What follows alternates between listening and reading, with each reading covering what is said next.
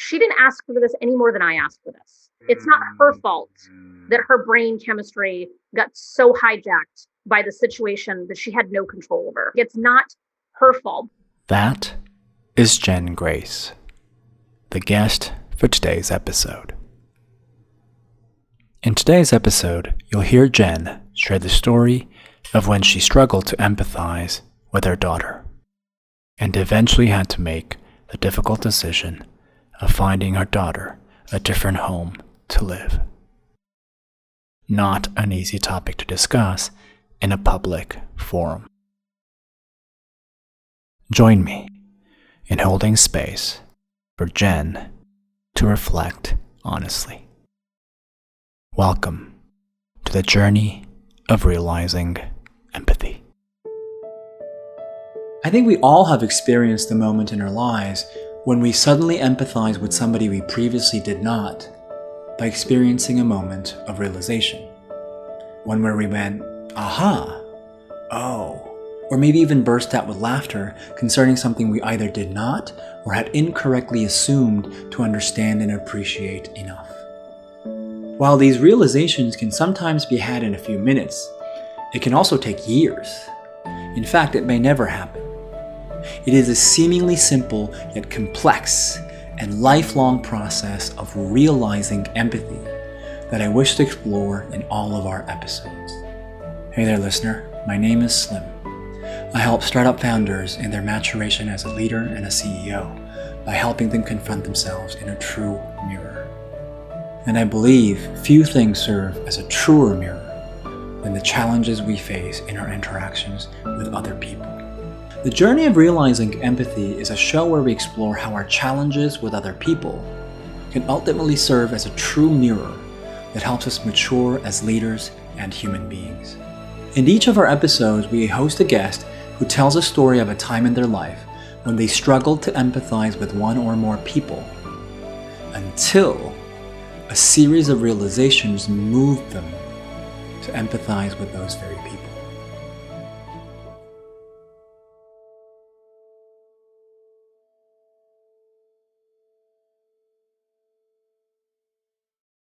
Welcome, Jenn.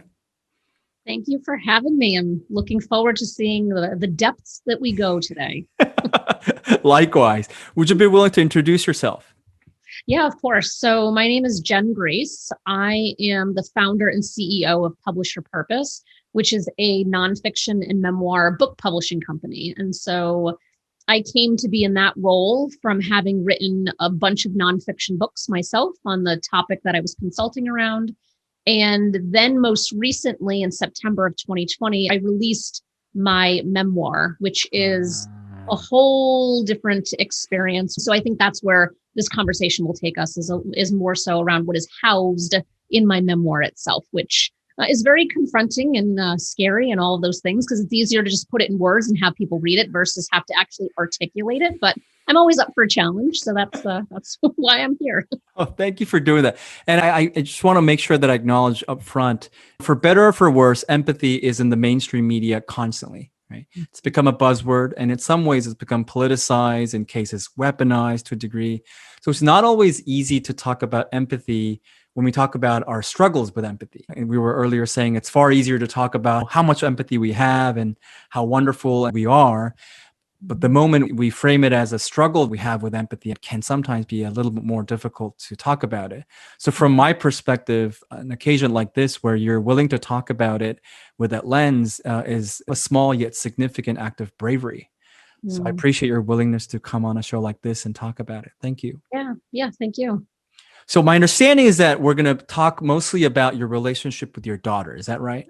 It is, yes. Okay, great. So walk us back to the time when you believe would be a great place to start the story. I probably should have thought this through a smidge better. Because, where do you actually start in telling the story?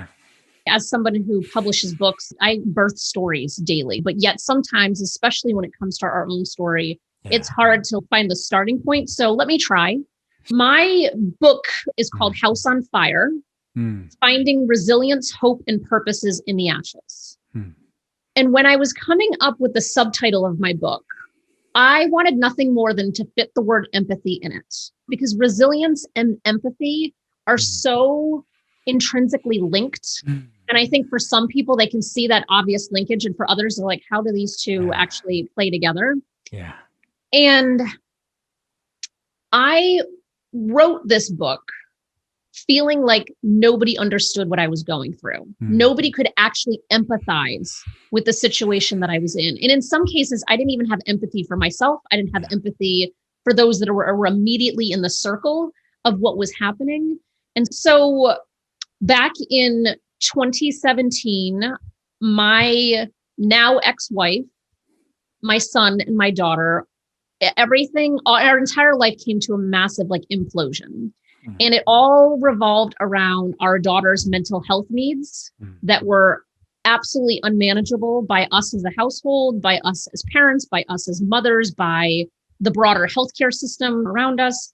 And we had to make one of the hardest decisions that I think any parents can ever make in their lives. And that was to find a different home and a different family for our daughter to live in. Wow. And this was after a decade-long struggle. So we did everything that we could. We tried everything going back from 2009 all the way up to 2017 with absolutely no change, no positive results, nothing. So we were living in a private hell for almost a solid decade. And everyone around us did not understand what we were going through.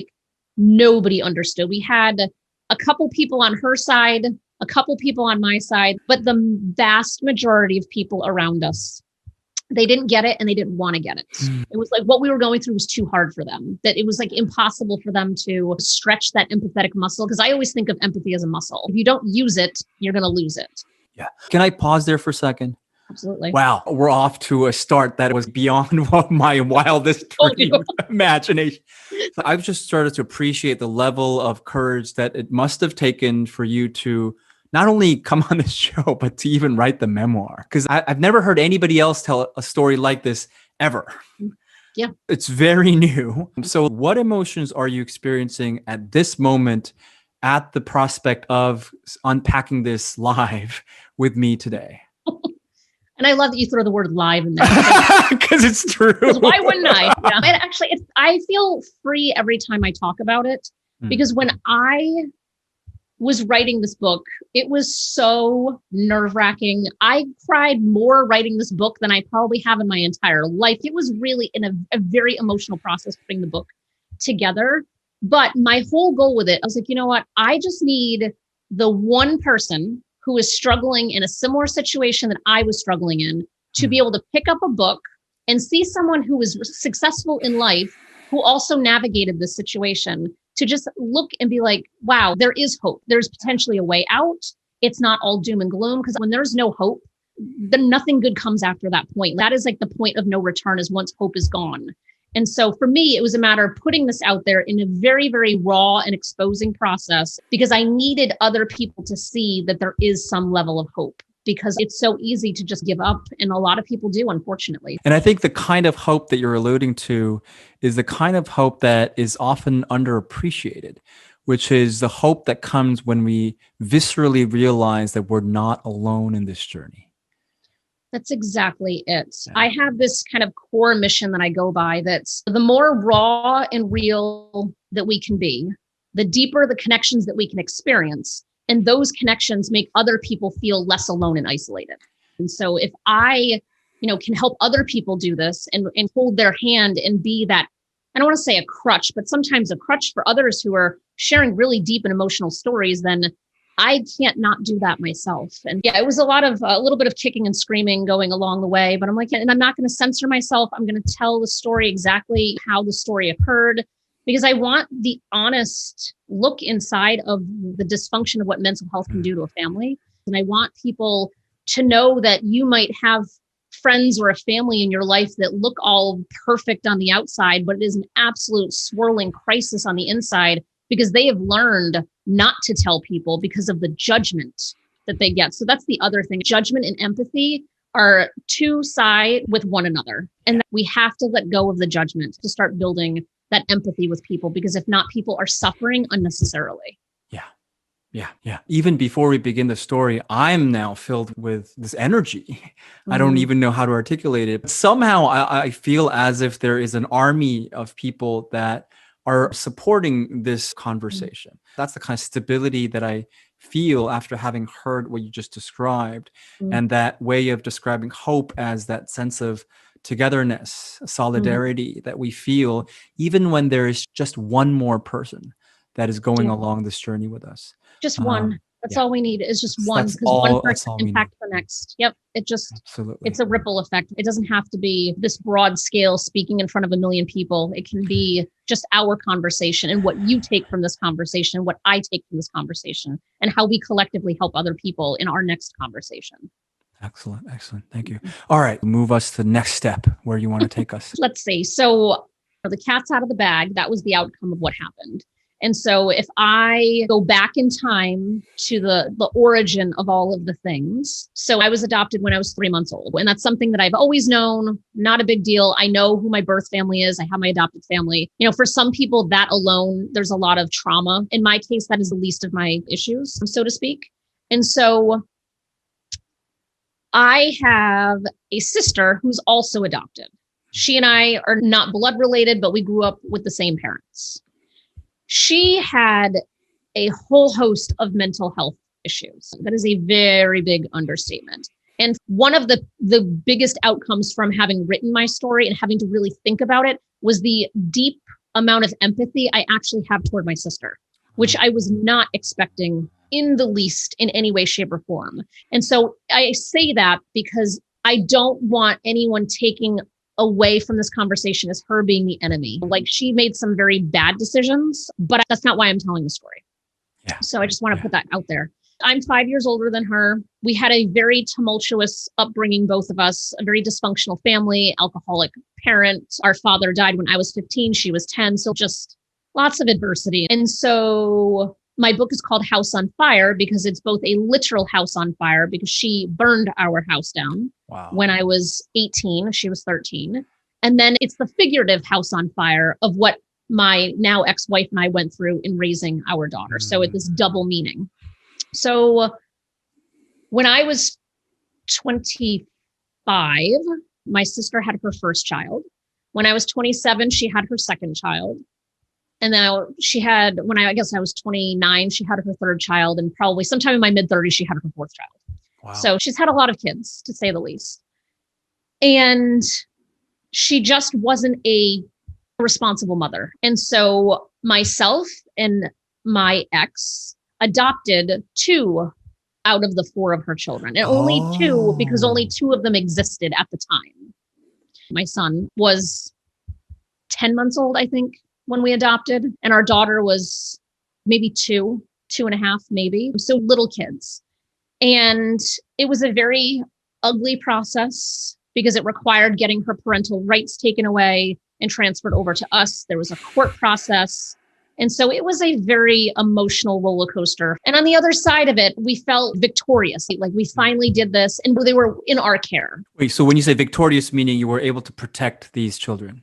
Exactly. Thank you. That's the exact word, protect. Yes, because they were not being protected otherwise. So yeah, it felt like we did it. We've been working so damn hard to protect these kids from things that they can't protect themselves from. They're finally with us. Like, our life is falling into place. We found out that because my ex and I, being a same-sex couple, and this was before the United States had federal marriage equality, it was a little bit tricky because we didn't know how the state and how that judge in particular was going to rule. But we found out that the judge was granting us the adoption rights 2 days before our wedding. Like, it happened on Thursday, we're getting married on Saturday. And so that weekend at our wedding, we're like, we did it. We're an official family. We don't have to worry about anything. And then very shortly thereafter, things just completely started to unravel in the most intense way. The process of getting to that point, how long did that take? We started the process in September of 2009, and the final adoption signing was September of 2011. So 2 solid years of being in limbo. What emotions did you feel during that 2 years of time? I was a train wreck. So on the outside, I was riding high on a lot of different professional achievements. And then at home, it was an absolute nightmare where I couldn't function. I couldn't think. It was just so much stress and anxiety because we would see them every week. So there was like a 6-month period of time where we were taking them all the time, but we had to bring them back. But then the other 18 months, I personally drove 2 hours to let my sister see them for an hour, to drive 2 hours back home. It was actually 19 months, but who's counting? That I had to drive. So it was 5 hours round trip with them once a week for 19 months. Which was emotionally wrecking for everybody involved. It sounds like not only emotionally, but in the second part of it, physically. You're basically doing everything and beyond, maybe in some ways to keep the legal aspect kosher, so to speak. Mm-hmm. Mm-hmm. Yeah. Wow. And I ended up quitting my job about 8 months into it. And that's when I actually started working for myself, was at that point, because I'm like, I can't depend on other people to be able to give me what I need. So I'm going to do my own thing instead. And so I'm still doing my own thing instead. So this was a catalyzing event for you starting up your own company as well, in some ways. Mm-hmm. Yeah. Wow. Yeah. It sounds like that was a very transformative period in your life. All sorts of things are changing at the same time. Mm-hmm. Yeah, it was a lot. And what I think is interesting is that I would be doing interviews in local TV shows. And one person, I remember so clearly, one show I was on asked me something about what type of adversity have you had in your life? And I responded with, I don't really think I've had that much adversity in my life. Like, I feel very fortunate. Meanwhile, this was currently happening in the process, in addition to many things I have not actually shared. And yet I was so disassociated from the reality of my life. How could I have been so oblivious to all of the things that had led me to that point? I just felt really oblivious. So were you genuinely oblivious, or were you unwilling to share?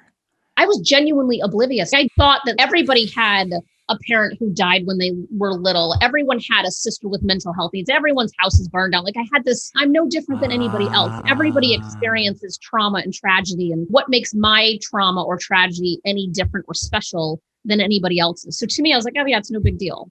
So in the sense that it's not worthy of being put on a pedestal as like an adversity. Yeah, which seems so fascinating. And I don't think that is an uncommon experience either. I think a lot of people are shoving their emotions down, which I certainly did for a very long time. And what I find so incredibly amazing, unexpected, and rewarding is that I have heard from so many people and so many family members who have bought the book without me knowing. And then I'll post something on social media of something about the book. And then one of them will comment on it saying, this was amazing. And I wasn't expecting that at all. It's family members that I feel like they would have forgotten that I even existed.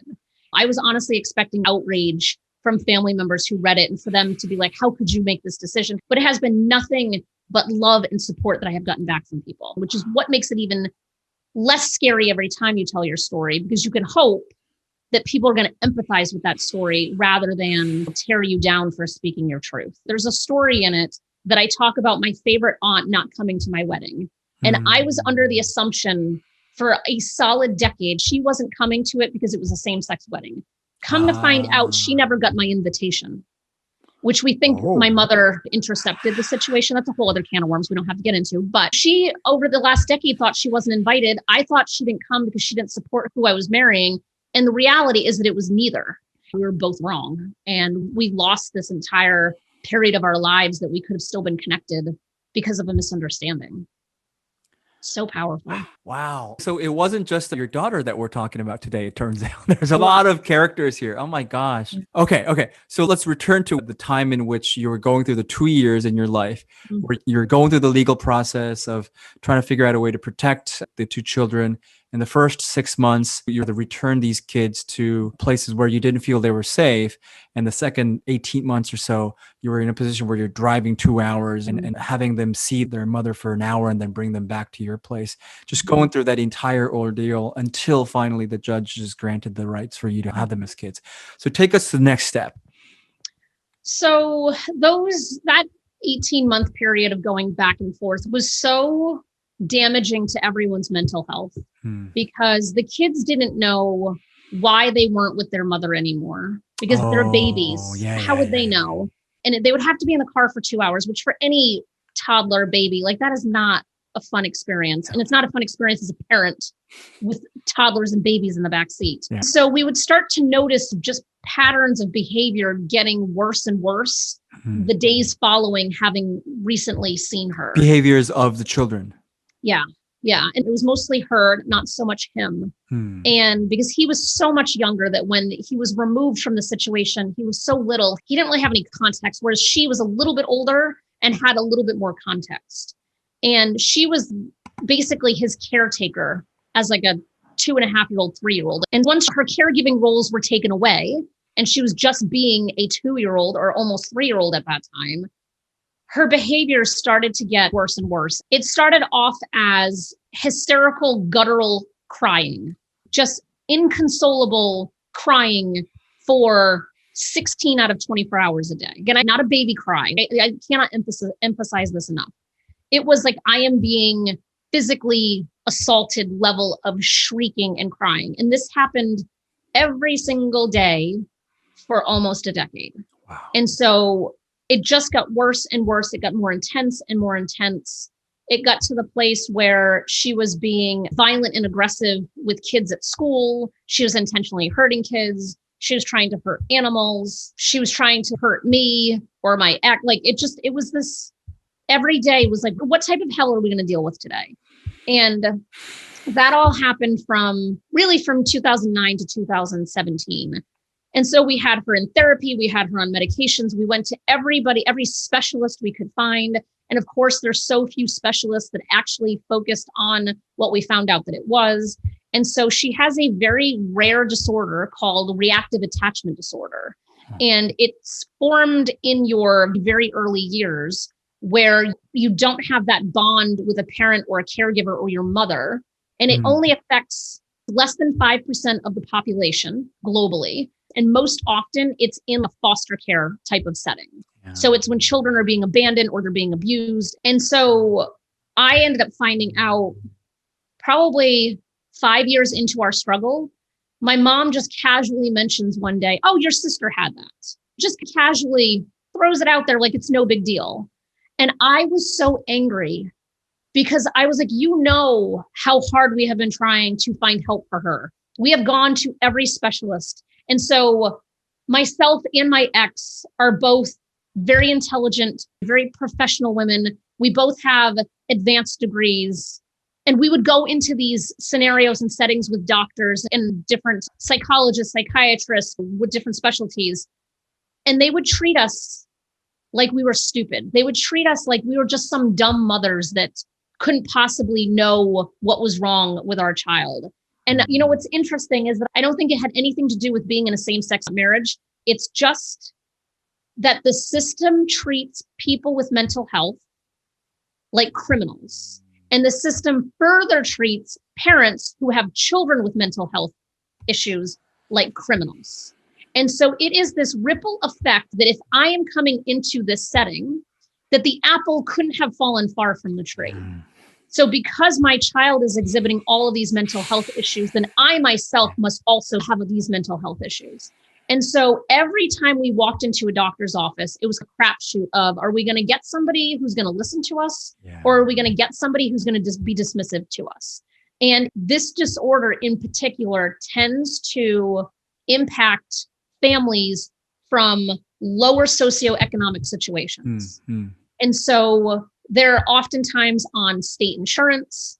And so we were able to get them on state insurance too because of the adoption. And it's not because we don't have the income to pay insurance. It's because we had access to having a much, much broader reach of benefits and providers and stuff through the state insurance. But every time we walked in and showed that state insurance card, they immediately put us in a category of, oh, they must be on welfare, or they must be in a Section 8 situation, or they made all of these assumptions about who we are. And I used to carry around a binder that was 5 inches thick, that had all of the paperwork, every test, everything. And once they started talking to us, they realized that they were not dealing with your average parent who may have been from a lower socioeconomic situation. Maybe they didn't have as much education. And that is no fault to the people in those situations. But it just sucks that it took 2 highly educated women and still we couldn't make a dent in this damn system. So thinking about all of the people behind us that don't have the same access to the same resources that we have, or aren't able to articulate the situation as clearly as we could, and how badly they would suffer. There are hundreds, if not thousands of families all across the United States and support groups. And there's support groups specifically for this type of disorder. And so many of them would have a child who's trying to like actively try to kill them. And the police would do nothing. There's no room or no bed at the psychiatric ward of the hospital that's nearest to them. There's no resources. So until the child with this severe illness actually tries to kill you or successfully kills a pet or another child of yours, there's absolutely no help. Nobody believes them. So you start to feel crazy. It's like being gaslit by an entire industry that doesn't believe you. And then your family doesn't believe you and friends don't believe you. And then you are completely alone and isolated. And then you give up. What is the part that people don't believe? So in our case, she was 6, 7, super, super tiny, super petite, bright blonde hair, blue eyes, absolutely adorable. And we had an incident at school one day when she was in the 4th grade, I think, where she took one of those big metal carts that they use for Chromebooks or laptops for the students. And she intentionally just ran it over a classmate's hand and like completely messed up all the fingers in this child's hand, but did it on purpose. But then would look at you of like, me? Like, how could I have done that? One thing that would happen all of the time is that she would take a shower. And this is when she was 9, maybe 8, 9, 10. She would take a shower. And then she would stand in her window of her bedroom and beat on the glass of the window, screaming, like just screaming bloody murder, naked, just banging on the glass window. And in our very suburban residential neighborhood, people would walk their dogs around our block, and they would see that there's a child who is screaming bloody murder, pounding on the windows naked. What do you think that an average human's reaction to something like that would be? You would think that the child's being abused, they're being tortured, something horrible is happening in the house. And so we were always on guard waiting for the police to show up at our door because we didn't know at any time when a neighbor would be calling the police on us. However, we had security cameras that recorded in all areas of our house. So that way, under no circumstances whatsoever, would we ever be caught in a situation where we didn't have proof. And so we would document everything down to like the minute, like this is the time the tantrum started. This is what she's screaming about. This is how long it lasted. This is when she ate. This is when she went to the bathroom. And so we had to document every damn detail of our lives. So that way, when they would come knocking, we could say, here's the evidence. Like, you do what you want to do with it. Because if you can do something to save us from the situation, by all means, take her, take me. I don't care what you do, but just fix it. And then we were investigated by Child Protective Services because somebody filed a complaint because they thought they saw what they were seeing and it wasn't actually the case. And it was dismissed immediately because we had all of the evidence. And we were like, talk to this provider, talk to this family member, talk to this friend, talk to the principal, talk to the psychiatrist. And we were just an open book because we had nothing to lose and we weren't doing anything wrong and we knew that. But we were smart enough to document every detail of what was happening. Whereas again, not everybody is in a situation where they're thinking that clearly of how do I document myself to protect myself. And then other families get in these situations where all of their kids are taken away because of the abuse that one child is inflicting on all of them. And they don't have the proof because they didn't have the foresight to know that they needed the proof. So again, the system itself is just so broken on every level. Wow. So basically, in some ways, you took them to protect them from your sister. And now you found yourself in a situation where you have to protect yourself from your daughter. And the thing that people don't believe is you, because the way in which your daughter presents the situation seems more believable because of societal norms or whatever. I mean, obviously a child is a more vulnerable part of the citizen ranking, if you will. And adults are usually the perpetrator or the oppressor or something like that. Wow. So that's the kind of thing that lasted for a decade. Yeah. Yeah. And so we would be in a scenario where she would just be like sitting there happy as if nothing's wrong. And then we would get in the car and she would just start raging and screaming and being violent. But she would never show that raging, screaming, or violence in front of anybody else. So that's where everything was off. So that's what you have to really wrap your head around. Anytime someone saw us out, she would look like this happy-go-lucky, adorable little girl. But the reality is that it was an absolute hellish nightmare 24/7 of our lives, where we were either fearing that she was going to try to hurt somebody in the night. So we had to lock up anything sharp. Like everything had to be locked up because you didn't know what she might get access to and what she might do with it. And then have a conversation with somebody when they just saw you with your child. And they're like, really? She's so cute. How could she do the things that you're saying she does? Because she's so cute. And so there's this weird bias around like the cuteness of children, that they couldn't possibly be doing the things that you're saying you're doing. And then you must be the one that's in the wrong. And you must be the one that is actually doing something to this child to make them do these things. And so that is what we fought against for almost 10 years. And it was absolutely exhausting. And that's the fight that hundreds and thousands of people are having currently in their homes at this very moment. And the biggest problem is that with the pandemic, our only savior was that she was out of the house at school. But right now, there are thousands of families that are at the end of their rope because their child that is manipulative and destructive and violent has been home with them for an entire year. So we are at the precipice of a huge mental health tsunami because there's so many parents that are at the absolute end of their rope who are still trying to hold a job, who are still trying to keep their marriage together. And 70% of couples that have a child with this disorder get divorced. I am one of that 70%. And that's exactly why our marriage fell apart, was this entire situation. And it affects such a small percentage of people that there's not a lot of funding for it. There's not a lot of research around it because it's not a big enough issue, even though it creates a cascading issue. But that's not what people are looking at.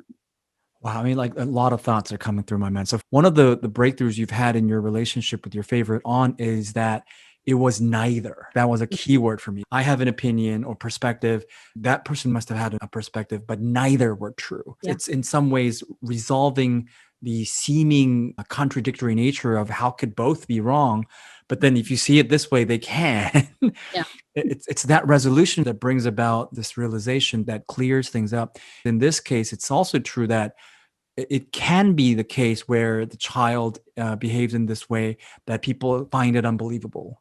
Mm-hmm. And it's also possible that in other situations, the believable is true. Mm-hmm. And so it's not an either or. Yeah. It's a both, but it's very difficult when neither is true or both is true.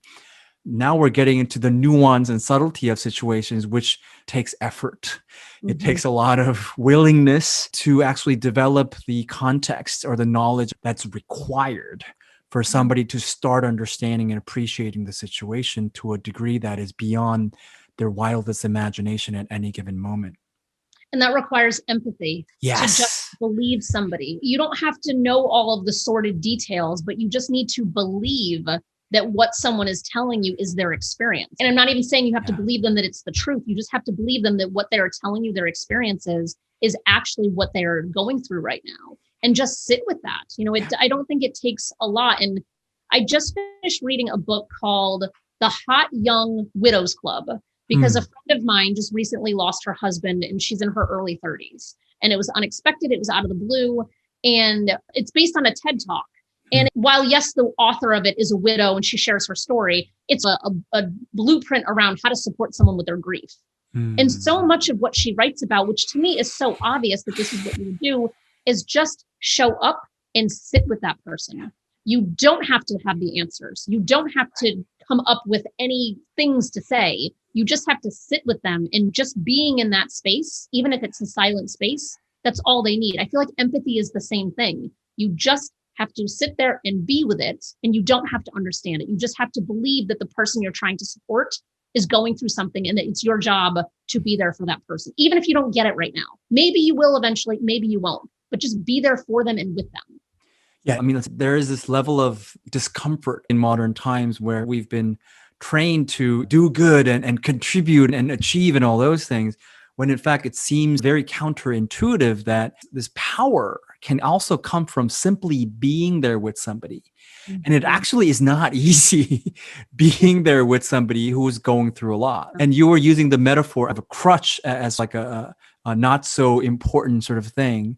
But in some ways, I think it almost elevates the metaphor of a crutch in the sense that what crutches do is it supports, right? Mm-hmm.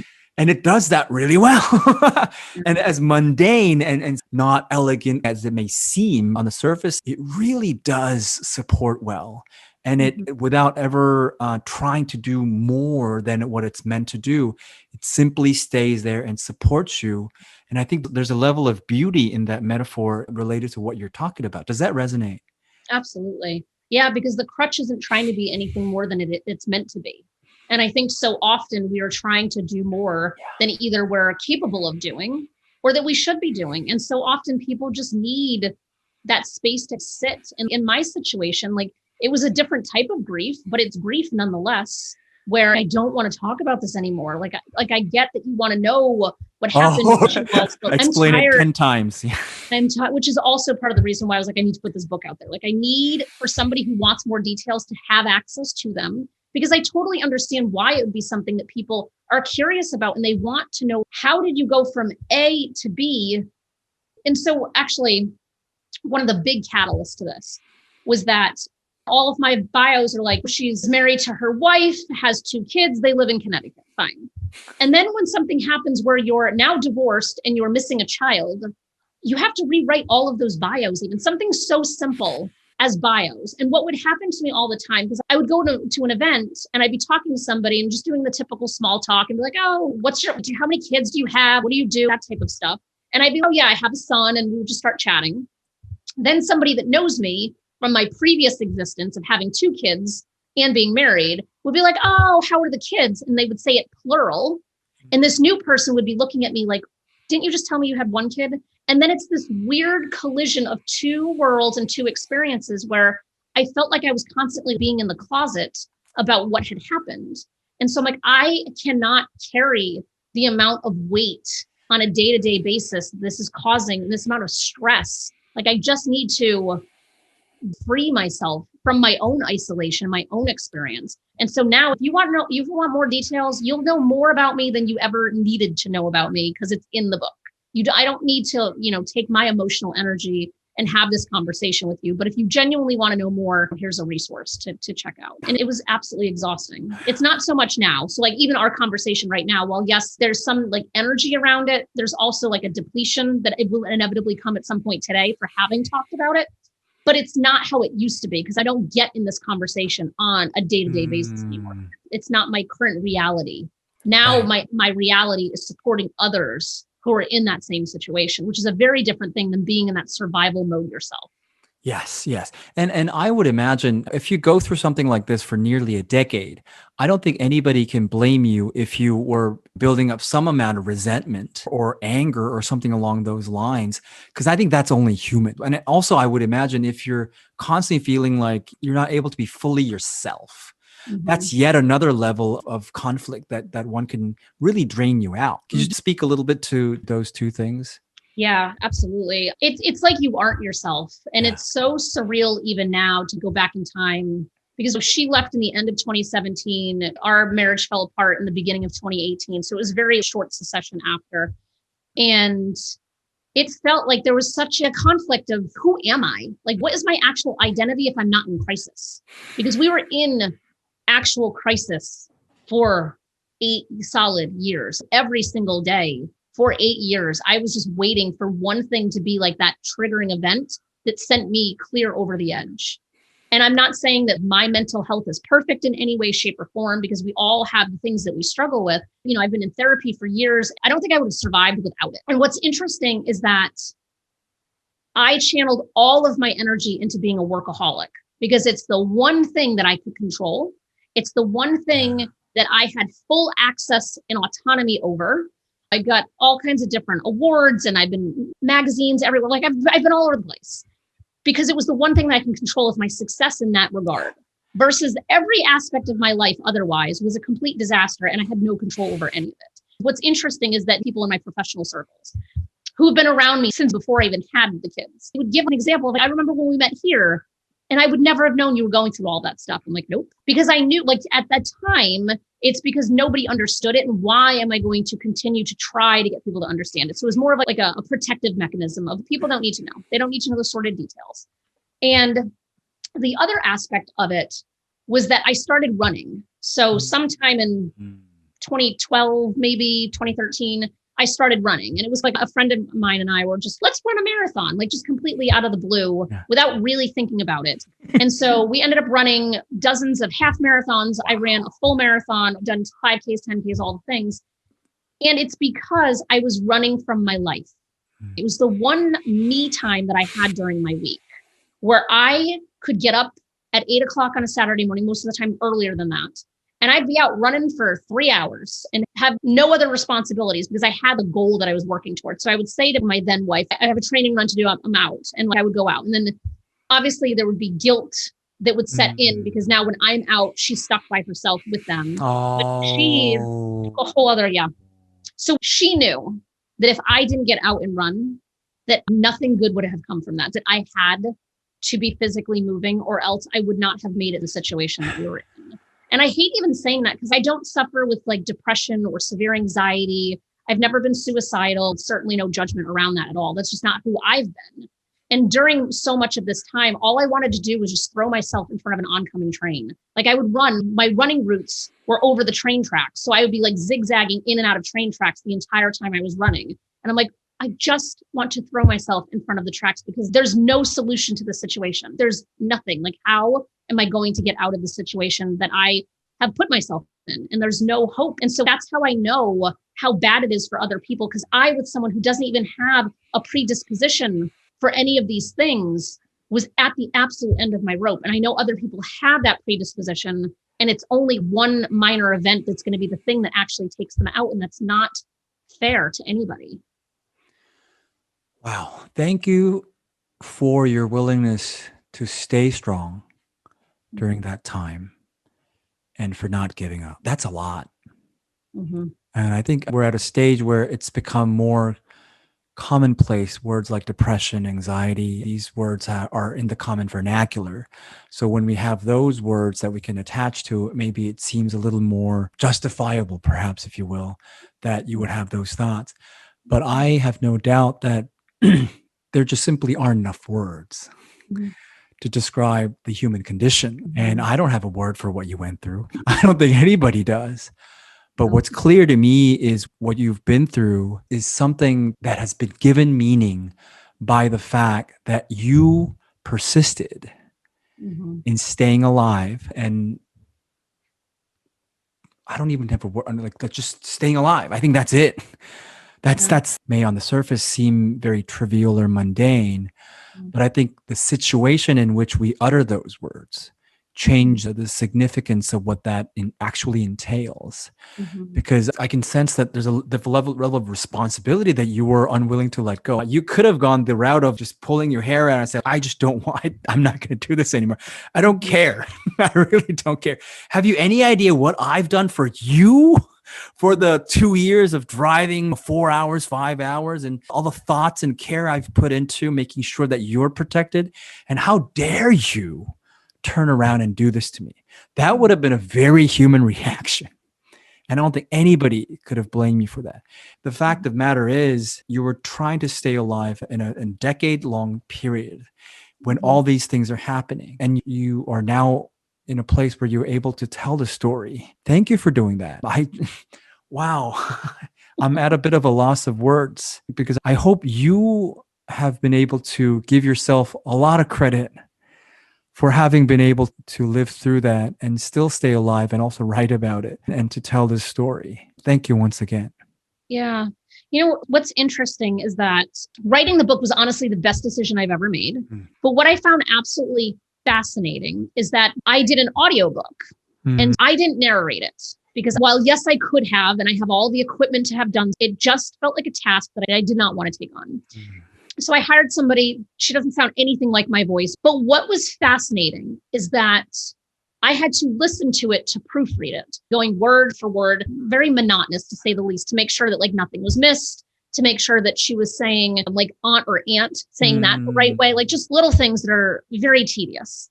However, it was the first time that I heard my story in someone else's voice. Yeah. And that was such a surreal experience to hear your own story and hear the magnitude of your story when told, even though it's in your words, but hearing someone else telling you, because as I was doing it, it was like an out of body experience where it's like, this is my story, but it feels like her story because it's someone else's voice who's telling my story. And it was really profound. And I sobbed almost the entire way through it because it was the first time that I was able to sit with my own experiences as an outsider. Now it's like, oh, wow, now I know what other people are going through when they're reading my story. Like it was such an amazing experience, but so uncomfortable to say the least. Wow. Wow. It's in some ways, I'm imagining you also felt heard by your own story. Right? Yeah, which sounds so crazy, doesn't it?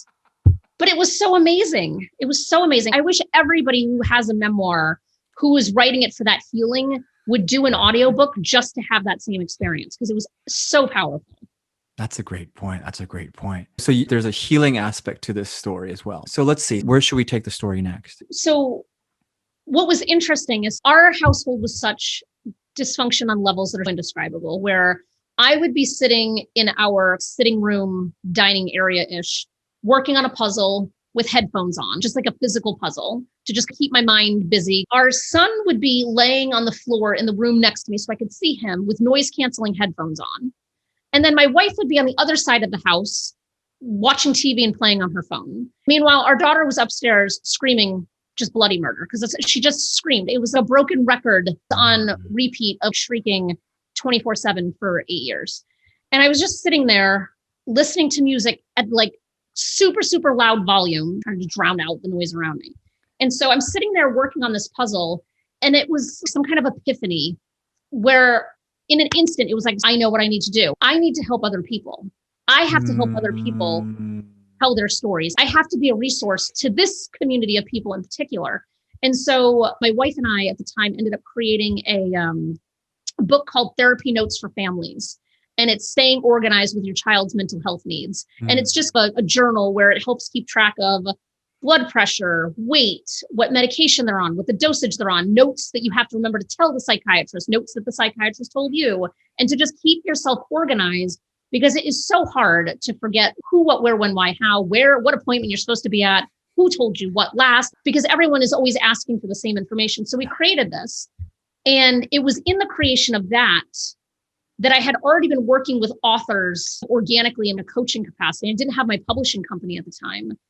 And it was this collision of, I need to start this publishing company. I need to share other people's stories, even if it's not my story or even close to what my story is. I need to be a catalyst to help other people get their voice and get their story out there. So it was already like a little bit on my mind. And then just sitting with that puzzle, I was like, we need to put this out there. And so we immediately jumped into creating this journal, like a workbook. It took us just a couple of months to put together. It's adorable. It's got like a cute little owl on it. It doesn't look clinical and serious, but it was at that point in time that I realized that I had an opportunity to use this experience for a greater purpose other than for me. That I had to take this opportunity to explain to other people what we were going through, to help other people see what they were going through. And so that was the beginning of my healing process. It was the first recognition that I had while still in the thick of it, that I had an opportunity to use what was happening to me as a fuel for positive change in someone else's life. So it's not merely you suffering. There is something to be leveraged here in a kind of creative and constructive fashion. And that initial form is not yet telling your story, but telling other people's stories. You're able to be that conduit. What happens after next? So fast forward a bit, she left in the end of 2017. Which was not a fun experience in any way because you're handing your child over to another family, which is very... Would you be willing to share what was the process to arriving at, because that could not have been an easy decision. No. What was the process that led you to that decision? We were out of resources. We had exhausted every avenue that we could possibly go down. And at the time, she was already older than other kids that would be in the foster care or adoption system. So we had to go to specialized agencies. How old was she at the time? 11. Okay, got it. 11, yeah, just turning 11. So we had a couple of avenues. It was, we could continue to fight for years and try to get her in a residential facility, which cost a small fortune. And there's very limited beds in all of them, all over the place. We could just up and abandon her and call the state on ourselves and be like, we can't do this anymore. Take her. But then if that happens, our son would have been taken too. And my wife would have lost her job. And so it was like, we can't do that. And we had seen other families in some of our support groups pursuing this avenue. So we tried a couple of them and they're like, no, she's too old. And once I heard she's too old, I was so mad at myself for it taking me as long as it had to be able to come to this conclusion that we had to do this. Because I was like, it is my fault that we have missed our window of time because I couldn't surrender earlier. I didn't want to give up, or I didn't want to admit defeat. It was all of these really swirling emotions all in there around who I am and unworthiness and how could you just give up? How could you be such a horrible mother? It was all of these things that would just keep coming up. And finally, we found an agency that was willing to work with us. But the challenge with that is that they were a Christian agency, and Christian adoption agencies notoriously do not look fondly on same-sex couples. So we had that. And I was saying this to a friend and she was like, you are looking at it from the wrong perspective. If it's a Christian agency, they're going to want to save her from the two of you. So you need to take advantage of that. And that was one of the worst and best things to hear because it's so crappy, because it feels like you're selling your soul to the devil. That you're like, yeah, I'm an abomination, take her. But it worked to our favor. So it was like a whole other element of an identity crisis. Yeah. Like it was like layer on layer of all of these things. But we ended up working with the agency. They found a place for her within probably 8 or 9 months, maybe 9 months. So it went a lot faster than we thought. But every day for those 9 months felt like the longest day of my life. That it felt like that day would never actually come. And the days leading up to it felt like that day would never come. Like I was convinced that I was going to be accidentally hit by a bus before I would actually see the day where I'm freed. It felt like I was in a prison sentence. And that day, her leaving was like me opening the doors of a cell. And I'm like finally out into seeing like grass and blue sky again for the first time in a decade. But we got there. We were very careful and mindful of how we presented the departure. We were very thoughtful and very caring about the entire experience. So it wasn't just, we don't love you. It's because we love you that you have to leave. It was a very different messaging and it was not easy. It was a really hard. How did she respond? She was like indifferent about it because again, the mental health disorder at play, her brain chemistry is not wired in a typical fashion. And so she didn't experience, or to this day probably still doesn't experience emotions in the same ways that someone with a typically developed brain would experience an emotion. And then she left and it was like the skies have parted and there's light again. Yeah. It felt like I was in an underground tunnel in my entire 30s. And then all of a sudden, holy wow, there's life on the other side of all of this. There's hope. And that's why my subtitle of my book is Finding Resilience, Hope, and Purpose in the Ashes, because it's about finding your resilience, finding that little glimmer of hope and using those things as purpose to make sense of the seemingly bullshit that you've experienced in your life, to find a way to make sense of it. There's something so powerful when you can find that paradigm shift of looking at your experience and how can you use that as a catalyst to help others. It's a very profound kind of perspective. So have you had any other interactive experience with her since then? We have not. And it's very intentional. They have our information. I have their information out of respect for what they're trying to do. If they need me, I'm available. What are they trying to do? Just raise her without drama and trauma and more tragedy. Just trying to create a safe environment for her to thrive in. And I don't know what's happening right now, but I applaud them for stepping in and doing something that they knew they were getting into, something that wasn't going to be easy.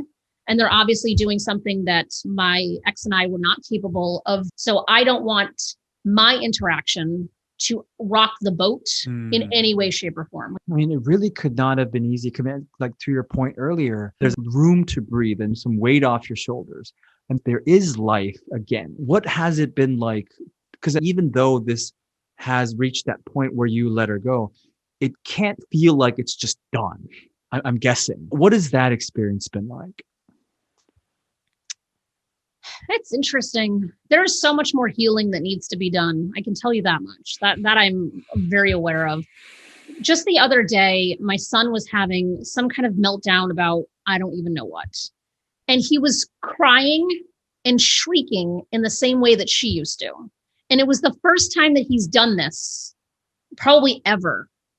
I've been diagnosed with PTSD as a result of the whole situation. It was honestly like being a veteran re-dropped into a war zone. I'm sitting here listening to him shrieking and crying about whatever it was, but I'm not actually physically here anymore. I am back in time, reliving all of the things that were happening, which then puts all of the chemicals in your body into a fight or flight state, fight, flight, or freeze. Like mine's always been a flight mode. That is just my default is flight. That's why I started running. Like I needed to flee. I just needed to get up and go.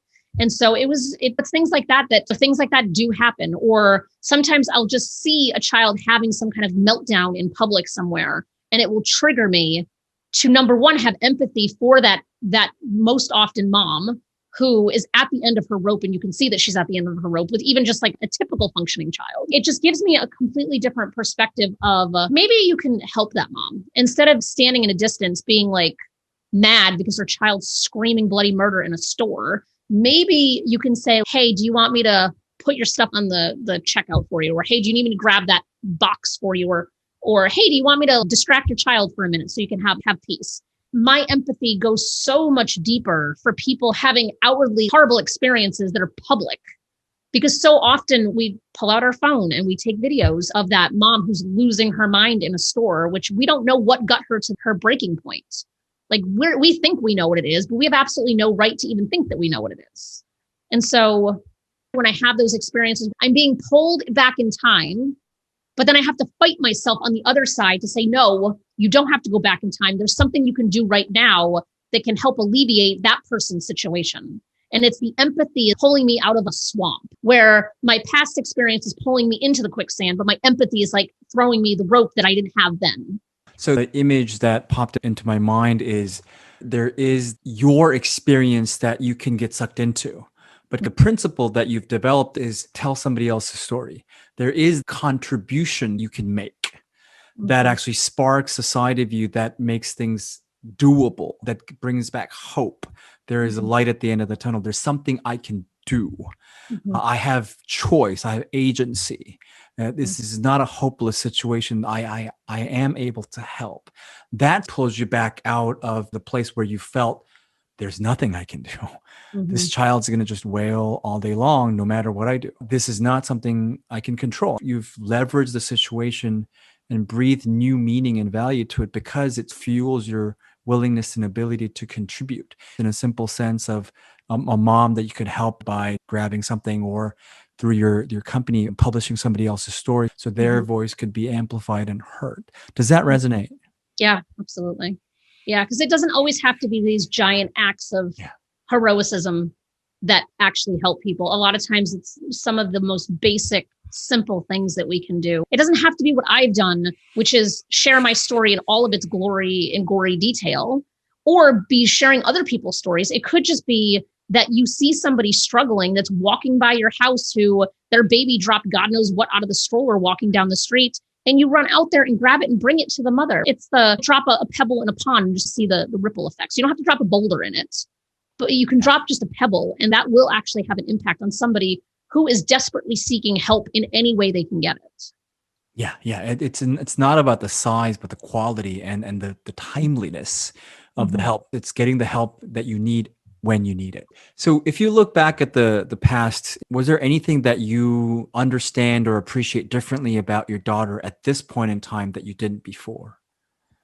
That's a good question. I feel like we're all doing the best that we can in the circumstances that we're given, or in the body in which we're born, or the family that we're born into. So having empathy somehow for my sister throughout the writing of this process transfers onto her as well. And because I'm removed enough from it now that I can be with it, I can think about it, and it's not going to put me into a fully fetal, meltdown of any kind.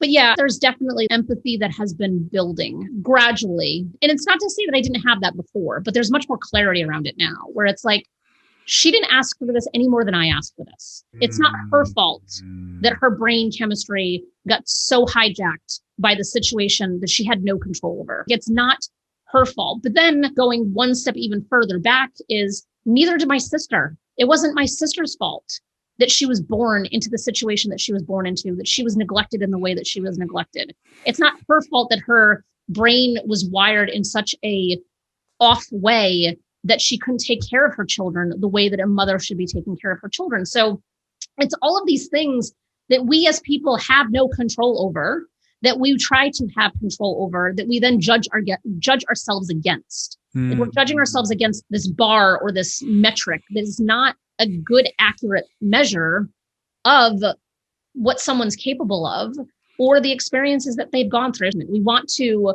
criticize or chastise or use what somebody did wrong and bad as a big flag to warn people not to do. But the reality is that we don't know why they're making that decision in the first place. And maybe if we extended the olive branch of, listen, just tell me a little bit more, like why, what led you to this spot?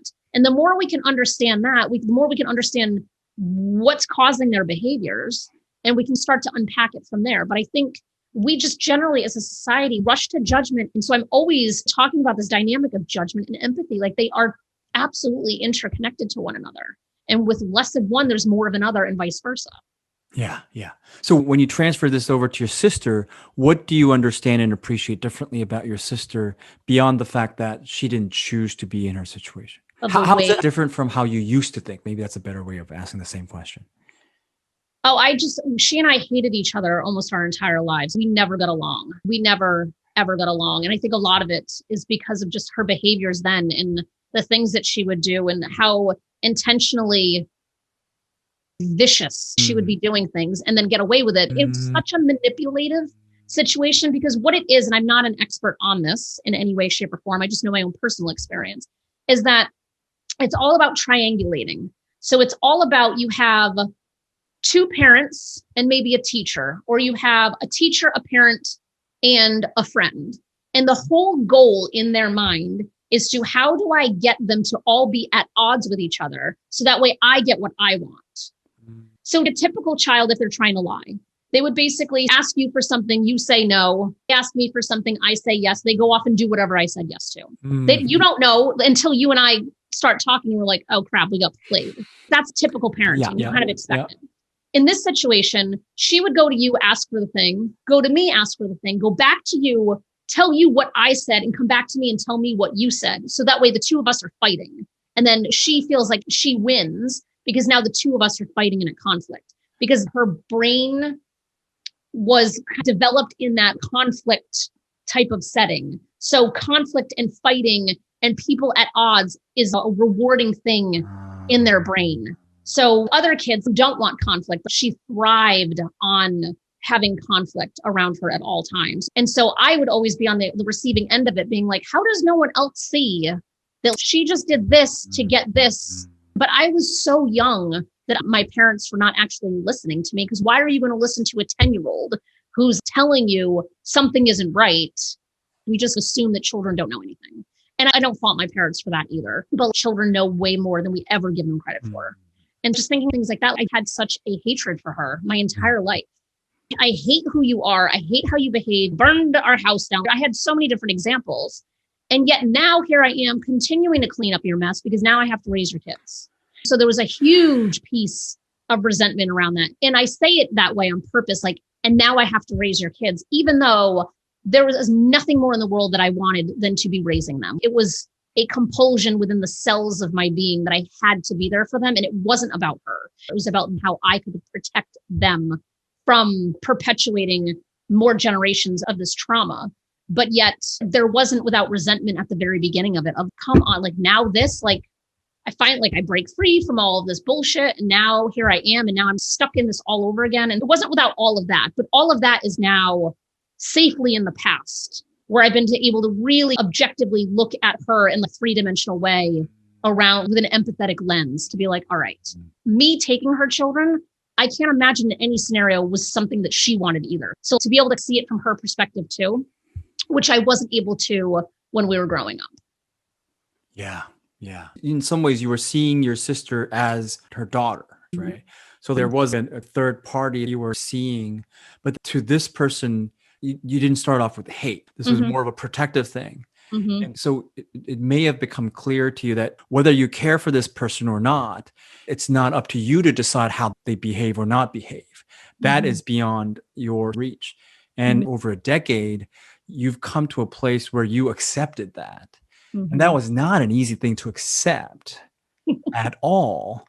No. But once you were able to accept that about this person that you cared so deeply, your daughter, that also gave you a little bit of pause in thinking about your sister differently, because if I can accept that her behavior has nothing to do with me, and it just has to do with her way of dealing with the world, then maybe it wasn't about our relationship or any other relationship for that matter. It was simply about she was suffering.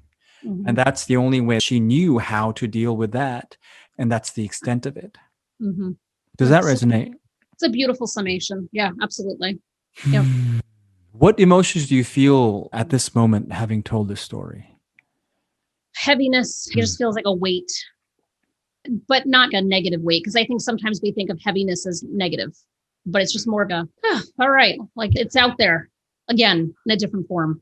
Wait, so what's a positive version of? So instead of thinking about weight as being dropped or picked up, it's almost like a weight that has just sunk and then melted away. It's grounded in some ways. Yeah. Yeah. It's probably a good word for it. Yeah. What does that mean to you? Like that weight sunk lower and then melted away? I feel like it just continues to prove that me sharing this is a good thing.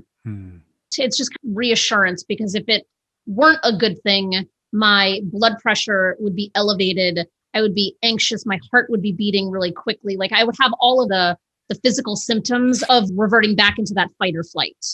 Whereas I just feel grounded and anchored in of like, yeah, I need to continue to share this story to get people to understand, because the reality is that anyone who's watching us or listening to us, there might be someone in your life that is going through what I went through and you have absolutely no idea about it. So I'm talking about a very specific and very niche mental health disorder, but there are tons and tons and tons of parents and caregivers who are dealing with children on the autism spectrum, who have Asperger's, who have Down syndrome, who have cancer, who have any number of other severe situations in their home.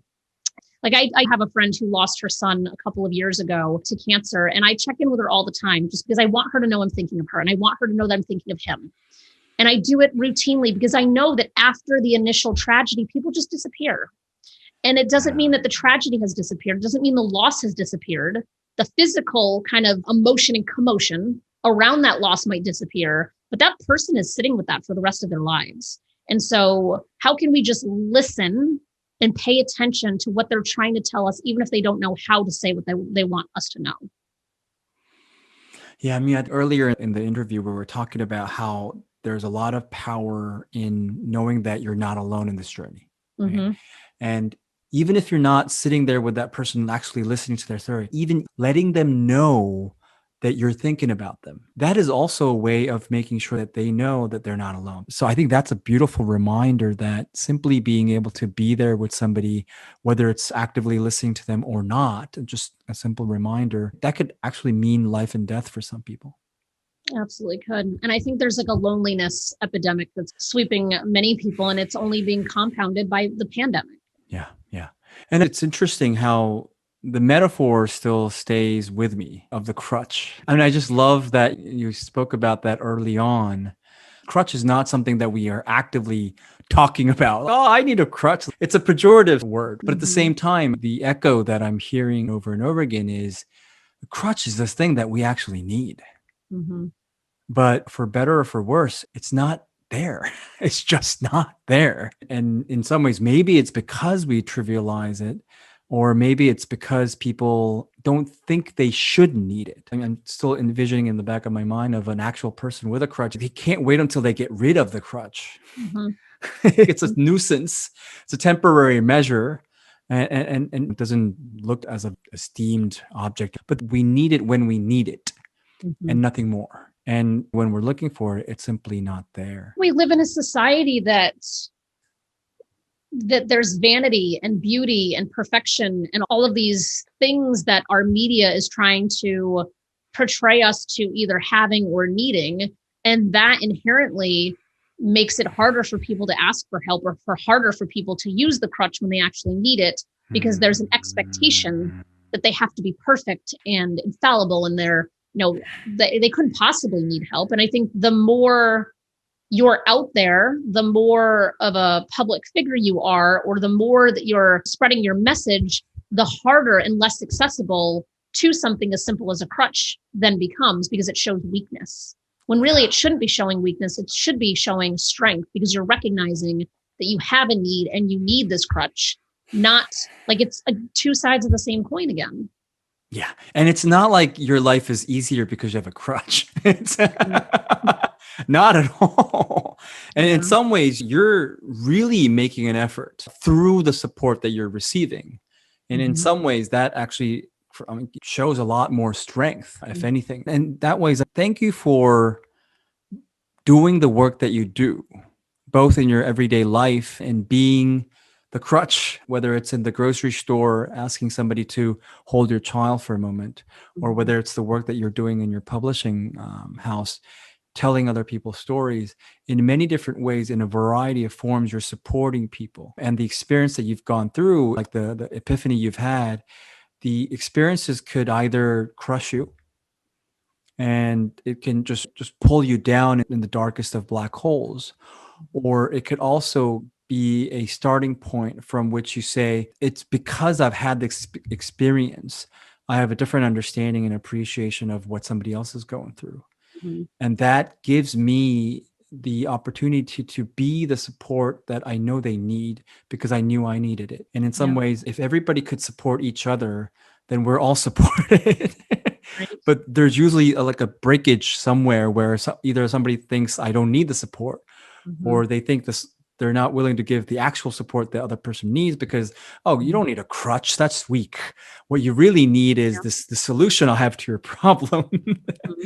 Yeah, we're problem solving people. I think that's like for many people, it's like the default is to problem solve, not to build kind of a support structure around the problem. It's you want to instantly have the solution, which I also think goes back to supporting people in grieving and things like that, is that they don't want you to solve the problem, because A, you can't solve the problem, and B, you're wasting precious air by trying to pretend that you can. They just need you to sit with them and be, and not have the solution to something. So the same thing with the crutch, like someone might just genuinely need the crutch for a little bit and not have you come swooping in with the solutions. So just let them be where they need to be and stop trying to fix all the problems when no one asked you to fix them.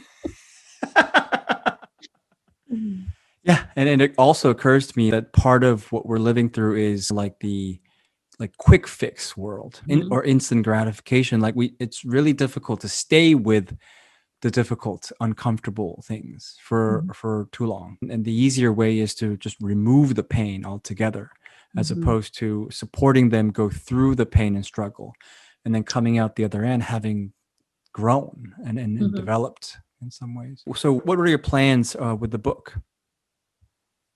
The thing that I have said from the start with my book is that if it reaches one person, one family that needed to see it and to know that they're not losing their mind and they're not alone, then it's done its job. And I recently had a conversation with somebody in December who read my book. Our stories are almost identical, like eerily identical. And I ended up on the phone with her for an hour and a half on a Sunday, because she reached out to me saying, I read your book. I don't even know what to do with the fact that I just saw my story. That's not my story. And I don't know what to do with that. And I was like, let's get on a call. And so we were on the phone for about an hour and a half. And for the first hour of it, it was just her sobbing, telling me her story. And it was the first time that she was able to like really tell her story in a safe space by someone that she knows who gets it. And so it was really like, to me, I can just be like, done. I'm good. Anything else that comes from this is gravy, but it accomplished the one thing that I wanted it to, was to hit that one person who really needed it. And I know that it's going to continue to infiltrate in the different communities in which it belongs, but I don't have to force it to do that.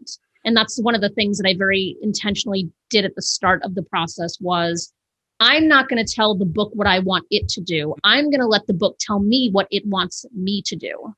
And having that completely different dynamic as authors, because I do have 5 nonfiction books on top of this one. As authors, we're so aggressive and assertive, like it needs to do this. I need to go here. I need to put out, I got to be on this show. I got to be on that show. I need to sell 10,000 copies. There's all of these like things that we're so like determined and goal and oriented around like what we're going to do with it. But with this one, there is something much bigger, and I need to allow it to bring me those opportunities without me seeking them out. And it continues to do exactly that. So like I have approached the entirety of it from a very contrarian perspective than what I would ever teach others to do with their own books. But it's working. Does that impact the way you will do your business, publishing? Yeah, everything I do impacts everything I do. Yes, there's a lot of things that now, having put my own memoir out, because memoirs and nonfiction books are very different kind of animals. So it doesn't impact how we promote and support nonfiction authors. But from a memoir perspective, I do have different ways to relate to aspiring memoir writers, to release the pressure. We have all this pressure that it has to be a bestseller. It has to do X. You can enter 700 different statements here. But the reality is, like, what do you really want it to do? And get away from all of those vanity metrics that mean absolutely nothing. Like saying that your book is a bestseller, fine, great. Like most of our books are bestsellers, good. But is it a bestseller that's helping people, or is it a bestseller that people just bought because they wanted to support you, but they're not really doing anything with the work? And so it's given me a different perspective on those fronts, because it's much bigger than the vanity. It's the impact. It's that intimate experience that a reader has with your words. That is so much bigger of a thing than whatever false bravado that you might be throwing into the mix. It's quality over quantity. Absolutely. Let's just say, when I put this one out there, quality was front and center, not quantity. It sounds like you're living your realization. Mm-hmm. Right? In the sense that I've accepted the fact that I cannot control whether it's my child or whatnot. It's beyond my control. What I can do is my best. Doesn't guarantee a particular milestone achievement or any of those things. But in order for me to be true to what I believe in, and that's beyond my judgment or anybody else's judgment, I'm going to do what I believe is true and right. And not only have you done that, but you've also, what you alluded to earlier, is when you've done that, you've also discovered that other aspects of the truth that you did not see before also presents themselves. Yeah. And I will keep on writing, because just because it's book number 6 of my own doesn't mean it's the last. There'll be more. So I'll do with some kind of follow-up that kind of encapsulates a lot of the stuff that we're even talking about now, because it's too good. There's too much richness to the experiences that keep happening as a result of this to keep to myself. You know, it's not, again, it's not from an ego perspective. It's for how does it help throw that lifeline to that person that's in that quicksand right now? And I'm sensing the difference is, it's not what am I going to achieve? It's I'm getting the feedback. I didn't ask for the feedback, but I'm getting it. And I'm going to let myself relinquish control and follow the feedback. And based on the feedback, I'm still going to keep my original intention, is I want this to be impactful. I want this to actually help people. And as long as there's feedback coming in, and as long as I keep my intentions true to myself, whatever happens, and I'm okay with that. Does that resonate? That's exactly it. My 2020 word of the year was surrender. Just surrender to all of the things and just let the universe do what it is going to do, whether I am helping it or trying to stop it. Like, just surrender to just being.